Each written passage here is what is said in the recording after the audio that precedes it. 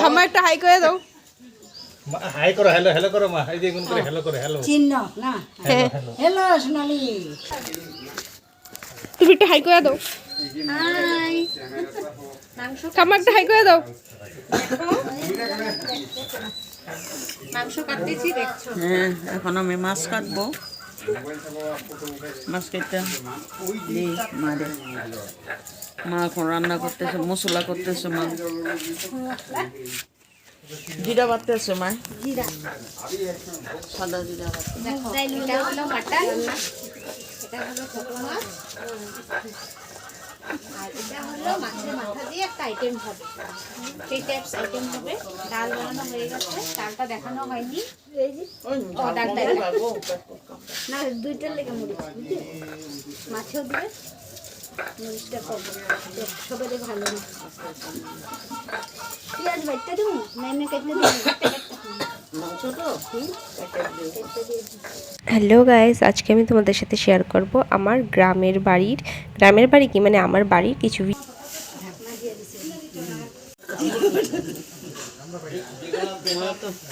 মা অল্প ঢাকনাটা খুলো, দেখাও। মাছ কাটাতেই চলছে, দেখছো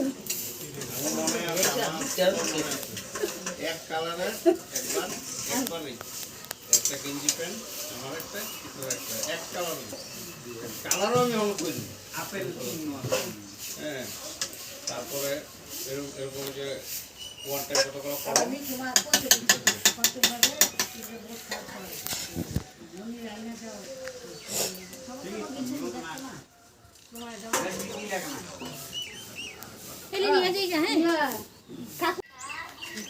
রাখতে থাকো, দেখো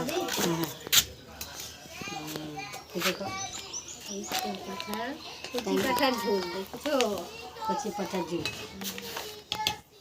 চোলা দিয়ে রান্তাছে, চোলার আগুনও ঘেরতেছে গল্প। নামাই বুঝছো, নামাইতেছি দেখো। সমান জায়গায় বললো আর সমান এই মুখা টালুরিগুলো দাঁড়াই রঙ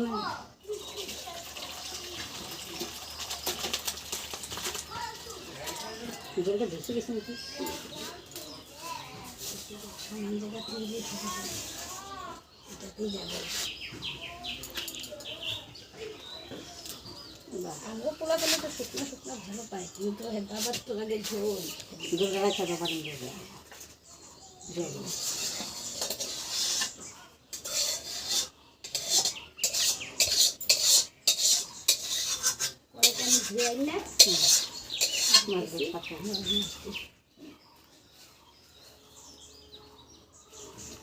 মাংস ছোটো ছোটো করে নাকি একটা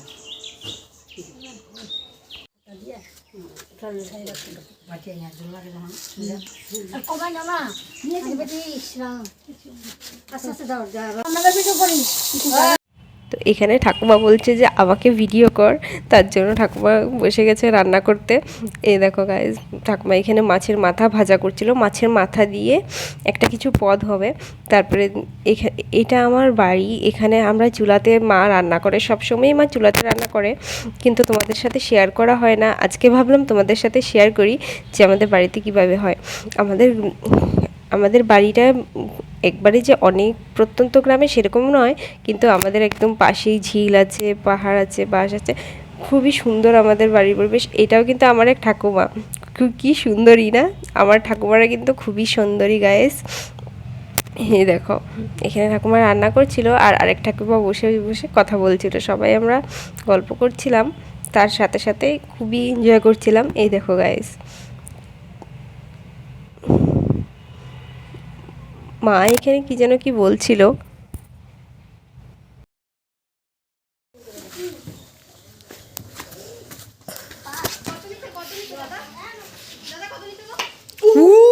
কালু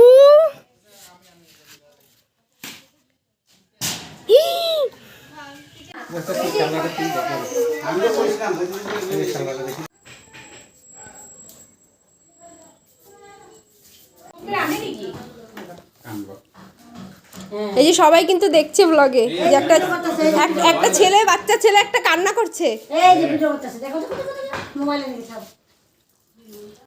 রান্না বাড়া আর একটু খেলাধুলার পর আমাদের খাবার দাবারের পর্ব শুরু হয়ে গেল। তো এখানে পাতে পড়েছিল অনেক কিছুই, কিন্তু সবগুলোর ভিডিও আমি করিনি, কারণ আমি গাপুস গুপুস করে খেতে বসে পড়েছিলাম, আমার আর সামলানো সম্ভব হচ্ছিল না। আর এখানে দেখো বানর মশাইরাও কিন্তু চলে এসছে। বানরের ভয়ে সবাই আমরা বাড়িতে গিয়ে বসে পড়েছিলাম, যদিও এখানে সবাই খাওয়া দাওয়া কমপ্লিট হয়নি। পরেও আমরা এদিকে বানরের উৎপাতে তোমাদেরকে দেখাই যে আমার 3 ভাই বেরিয়েছিল। তারপরে আমি খাওয়া দাওয়ার পরে আইসক্রিম খেয়ে নিলাম, সবাই আমরা আইসক্রিম খেয়ে তারপরে একটু করে দই খেলাম। দইয়ের ভিডিওটা করা হয়নি, কিন্তু আইসক্রিমের ভিডিওটা তোমাকে করলাম তোমাদের সাথে শেয়ার করার জন্য।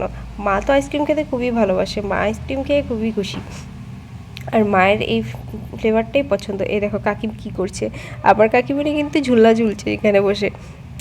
আর এই দেখো ভাইটি, আর ভাই এদিকে বসে বসে ভাইয়ের সাথে বন্দুক খেলছে একটা গান নিয়ে। দেখো তারপরে আমরা বিকালবেলা ঘুরতে গিয়েছিলাম, কারণ আমাদের এখানে একটা কীর্তন হচ্ছিল। এই কীর্তনে আমরা সকলে ঘুরতে যাব বলে সবাই রেডি হয়ে পড়েছিলাম, সবাই রেডি হয়ে যাব। এই দেখো ভাই কি বলছে, দিদি ভাই আমার হাত ধরে নাও। তারপরে আমরা সকালে অটো করে চলে যাচ্ছিলাম কীর্তন দেখতে। এই অটোতে একটা কাণ্ড হয়েছিল জানো, অটোটা মাঝ রাস্তায় তেল শেষ হয়ে যায় মাঝ রাস্তায়। আমরা সকলে দাঁড়িয়েছিলাম, আমাদের আগের অটোটাতে আমার মায়েরা বাকি সবাই অন্যরা চলে গেছে, আর আমরা এখানে বসে রয়েছি কারণ অটোর মধ্যে তেল শেষ হয়ে গিয়েছিল। আর অটো যে চালাচ্ছিল আঙ্কেল, উনি ছুটেছেন তেল আনতে, কিন্তু আশেপাশে কোনো পেট্রোল পাম্প নেই, কিচ্ছু নেই। হয়তো উনি কোথা থেকে তেলের জোগাড় করবেন, তার জন্য আমরা অনেকক্ষণ এখানে দাঁড়িয়েছিলাম, কারণ মাঝ রাস্তায় তেল শেষ হয়ে গিয়েছিলো, তার জন্য আমরা বসে আছি। এটা কিন্তু আমাদের রেলওয়ে স্টেশনের সামনে, তোমরা এখানে দেখতে পাচ্ছ আমি দাঁড়িয়ে কী করছি। এই যে আঙ্কেল ছুটে ছুটে যাচ্ছে তেল নিয়ে, কোথাও একটা থেকে তিনি তেল জোগাড় করে নিয়ে এসছেন।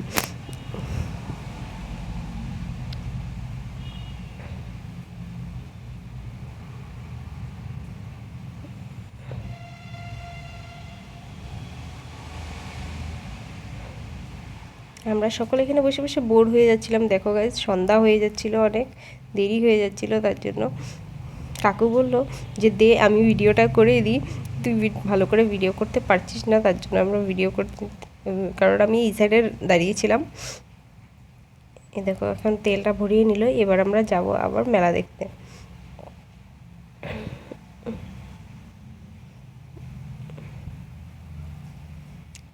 আমাদের এদিকে কিন্তু এটাকে সমাজবাড়ি কীর্তন বলে, আমাদের এখানে একটা জায়গা আছে সমাজবাড়ি বলে, ওখানে আমরা কীর্তনে যাব।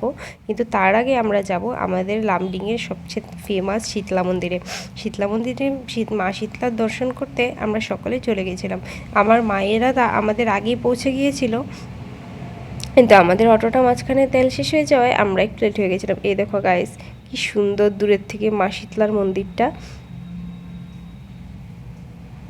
এই দেখো মাকেও দেখা যাচ্ছে, মায়ের কি অপরূপ মূর্তি।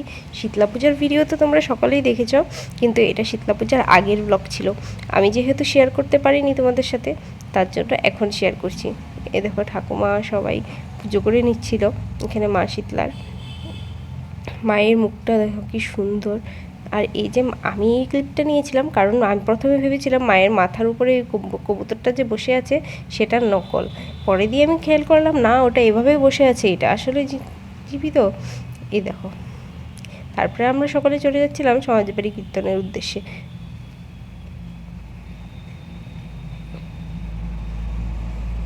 এখান দিয়ে আমরা সিধা বেরিয়ে চলে যাচ্ছিলাম সমাজবাড়ি কীর্তনে। এই দেখো কি সুন্দর।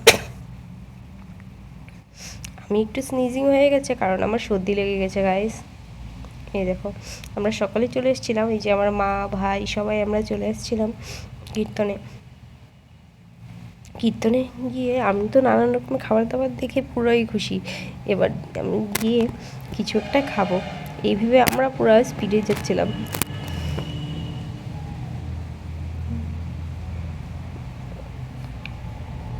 দেখো এখানে কত রকমের খাবার দাবারের দোকান বসেছে। আমাদের এখানে কিন্তু এইভাবেই মেলা হলে দোকান বসে, খুবই সুন্দর লাগে আর আমার খুবই প্রিয়। এখানে আমরা চলে এসেছিলাম আমার আরেক কাকার শ্বশুর বাড়িতে। এখানে ওদের বাড়িতে গিয়ে অনেকক্ষণ বসে চাটা খেয়ে গল্প করে তারপরে আবার আমরা চলে এসেছিলাম কীর্তনে। কীর্তন থেকে আমরা চলে গেলাম ডাইরেক্ট কালীবাড়িতে। আমরা কালীবাড়িতে থাকি ততক্ষণ তোমরা লাইক শেয়ার সাবস্ক্রাইব